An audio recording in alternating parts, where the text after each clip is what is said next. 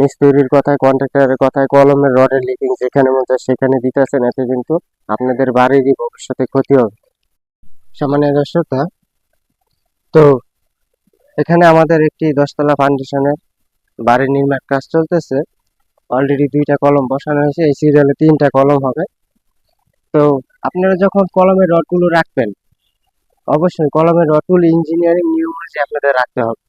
আপনারা যদি কাজের শুরুতেই যদি আপনারা ওয়েস্টেজ রডের চিন্তা করেন, তাহলে কিন্তু ভবিষ্যতে আপনাদের বাড়ির ক্ষতি হবে। কারণ আপনাদের বিল্ডিং এর মেন হচ্ছে গিয়া পিলার, এই পিলারের রডগুলো আপনাদের ইঞ্জিনিয়ারিং নিয়মে রাখতে হবে। কারণ ওয়েস্টেজ রডের চিন্তা করে আপনারা এই রড যদি আপনারা উল্টা উল্টা লেপিং রেখে দেন, ঠিক আছে, ইঞ্জিনিয়ারিং নিয়মের বাইরে, তাহলে কিন্তু আপনাদের বাড়ির ভবিষ্যতে ক্ষতি হবে। তাই অবশ্যই ওয়েস্টেজ রডের চিন্তা না করে আপনারা ইঞ্জিনিয়ারিং নিয়মে রডের লেপিং গুলো রাখার চেষ্টা করবেন শুরুতেই।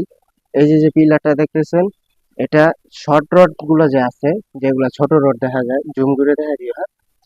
তো এই যে যে পিলারটা দেখতে পাচ্ছেন, শর্ট রড যেটা আছে সেটা হচ্ছে গিয়ে 20 ফুট 3 ইঞ্চি কম আছে, আর লং রড যেটা আছে সেটা হচ্ছে আছে গিয়ে 30 ফুট।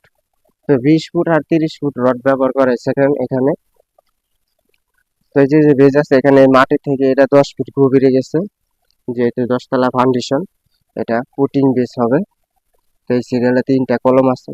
তো অবশ্যই আপনারা যারা বাড়ি নির্মাণ করবেন, ওয়েস্টেজ রডের চিন্তা না করে আপনাদের ইঞ্জিনিয়ারিং নিয়মে কাজগুলো করাইতে হবে, তারপরে আপনাদের বাড়ির কাজগুলো করতে হবে। এখানে 2টা পিলার বসানো হয়েছে, আর একটা পিলার বসানো হবে। আপনারা যদি কাট পিস রডে চিন্তা করেন যে টুকরা রড বের হবে দেখে আপনারা কলমের রডের লিপিং যেখানে মন চায় সেখানে দিয়ে দিবেন, এতে কিন্তু আপনাদের বাড়ির ভবিষ্যতে ক্ষতি হবে।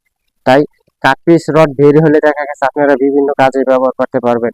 বিমের স্টার্টপে, ঠিক আছে, ছাদের স্টার্টপে, এরকম বিভিন্ন কাজে বিমের টপে ব্যবহার করতে পারবেন। এবং কি বিমের ক্ষেত্রে দেখা গেছে কিছু কিছু রড জোড়া দিয়ে দেওয়া যায়, কিন্তু আপনাদের অবশ্যই এই কলমের রডের সময় সঠিক নিয়মে রডগুলো রাখতে হবে শুরু থেকেই।